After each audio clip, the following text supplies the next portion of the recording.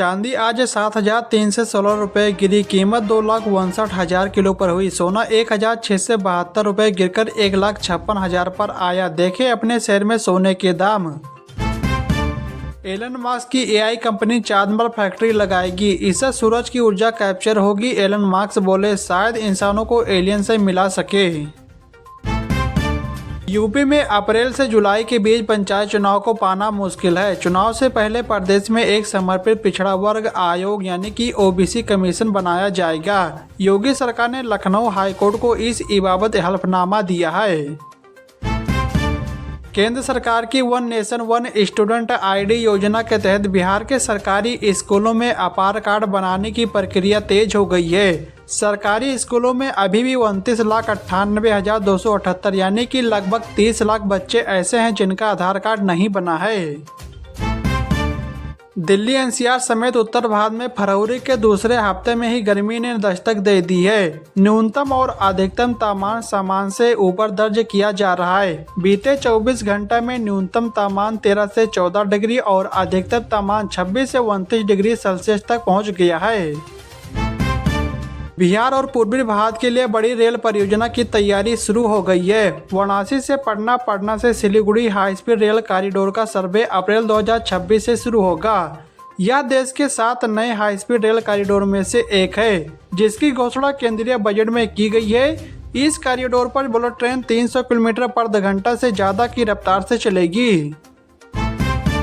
Samsung Galaxy S26 series 25 फरवरी को आ सकती है। टाइटेनियम बॉडी के साथ स्नैपड्रैगन एलीट जेन 5 प्रोसेसर, अल्ट्रा मॉडल में 200 मेगापिक्सल का कैमरा मिलेगा।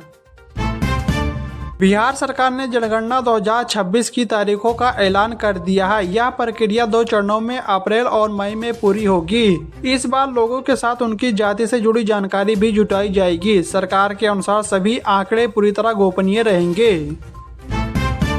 लखनऊ से कानपुर एक्सप्रेसवे अप्रैल के पहले हफ्ते से शुरू होने की तैयारी में, निर्माण अंतिम चरण में है। एक्सप्रेसवे चालू होने पर दोनों शहरों के बीच सफर 3 घंटे से घटकर 45 से 60 मिनट का रह जाएगा।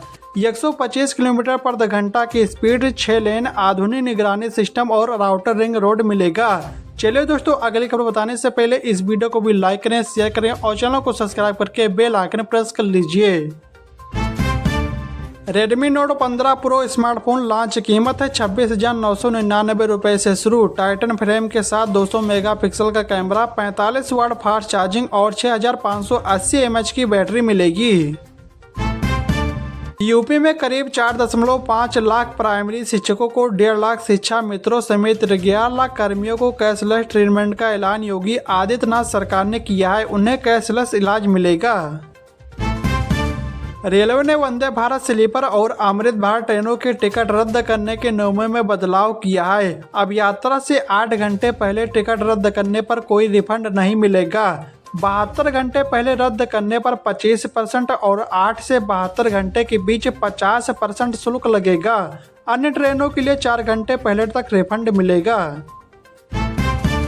मुख्यमंत्री योगी आदित्यनाथ ने होमगार्ड भर्ती को लेकर बड़ा ऐलान कर दिया है। मॉक ड्रिल की प्रशंसा करते हुए सीएम योगी ने कहा कि आपदा मित्रों को 45,000 होमगार्ड की भर्ती में प्राथमिकता दी जाएगी। वाराणसी की गंगा में क्रूज की तरह लखनऊ की गोमती में क्रूज का संचालन होगा। पूरी तरह वातानुकूलित इस क्रूज पर ओपन एयर रेस्टोरेंट समेत कई तरह की सुविधाएं मिलेंगी। एप्पल भारत में अपनी डिजिटल पेमेंट सर्विस एप्पल पे लॉन्च करने की तैयारी कर रही है। इसके लिए कंपनी ने मास्टर कार्ड और वीजा जैसे बड़े कार्ड नेटवर्क के साथ बातचीत शुरू कर दी है। अटल पेंशन योजना को वित्त वर्ष 2030-31 तक के लिए बढ़ा दिया गया है। केंद्रीय कैबिनेट में इसे बढ़ाने की मंजूरी दी गई। इस योजना के तहत 60 साल के होने पर हर महीने 1,000 रुपये से लेकर 5,000 रुपये की पेंशन मिलती है। यह स्कीम मई 2015 में शुरू की गई थी। योगी सरकार 2027 विधानसभा चुनाव से पहले बजट में बड़ा दांव खेलने की तैयारी में है। सभी पेंशन योजनाओं में 500 रुपये प्रति माह की बढ़ोतरी की जाएगी, जिससे पेंशन राशि 1,500 रुपये हो जाएगी। इस फैसले से लगभग 1 करोड़ पेंशन धारक लाभान्वित होंगे, जिसमें बुजुर्ग, विधवा और दिव्यांग शामिल हैं। यूपीआई से निकाल सकेंगे पीएफ का पैसा, अप्रैल तक लॉन्च होगा नया सिस्टम। इससे जरूरत के समय तुरंत पैसा मिल सकेगा। देश के हाईवे पर यात्रा का तरीका बदलने जा रहा है। हाईवे जर्नी को पूरी तरह डिजिटल बनाने की दिशा में सरकार ने एक और बड़ा अहम फैसला लिया है। 1 अप्रैल से देश के सभी राष्ट्रीय राजमार्गों पर टोल प्लाजा पर नकद भुगतान पूरी तरह बंद कर दिया जाएगा। अब टोल टैक्स सिर्फ फास्टैग या यूपीआई के जरिए ही चुकाया जा सकेगा।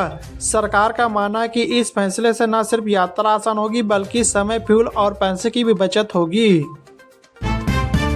लखनऊ से रायबरेली रेलखंड पर 130 किलोमीटर प्रति घंटा की रफ्तार से दौड़ेंगी ट्रेनें। 45 मिनट में पूरा होगा रायबरेली से लखनऊ का सफर।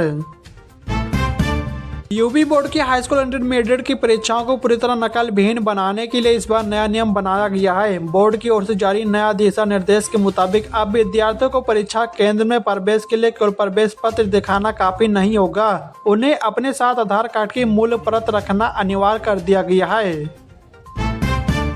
Two wheeler maker Bajaj auto के सब ब्रांड चेतक इलेक्ट्रिक ने अपने सबसे सस्ता स्कूटर चेतक C500 एक भाग में लॉन्च कर दिया है। कंपनी का दावा है कि इलेक्ट्रिक स्कूटर एक बार फुल चार्ज करने पर 113 किलोमीटर चलता है और इसे सिर्फ 2.5 घंटे में 80% चार्ज किया जा सकता है। अब गाड़ियां करीब आते ही एक दूसरे को अलर्ट करेंगी। इसके लिए केंद्रीय सड़क परिवहन और राजमार्ग मंत्री नितिन गडकरी ने घोषणा की है कि सरकार साल 2026 के अंत तक देश में vehicle to vehicle communication technology को अनिवार्य करने की प्लानिंग कर रही है। एक्सप्रेसवे हाईवे पर अब ओवर स्पीड में वाहन चलाने का चालान टोल टैक्स के साथ फास्टैग के जरिए कट जाएगा। जी हां, यमुना एक्सप्रेसवे वन हाईवे पर हादसों में कमी लाने के लिए एडीजी जोन ने इस संबंध में निर्देश दिया है। लखनऊ का प्राचीन चारबाग बस स्टेशन आधुनिक होने जा रहा है। निर्माण कार्य के बीच वहां आने वाली बसें दूसरे बस स्टेशन पर शिफ्ट होंगी। जोधा धाम और पंचकोसी परिक्रमा मार्ग में नॉनवेज पर पूरी तरह प्रतिबंध लगा दिया गया है। होटल, ढाबे, गेस्ट हाउस के साथ अब ऑनलाइन फूड डिलीवरी में भी रोक रहेगी। प्रशासन ने नियम तोड़ने वालों पर सख्त कार्रवाई की चेतावनी दी है।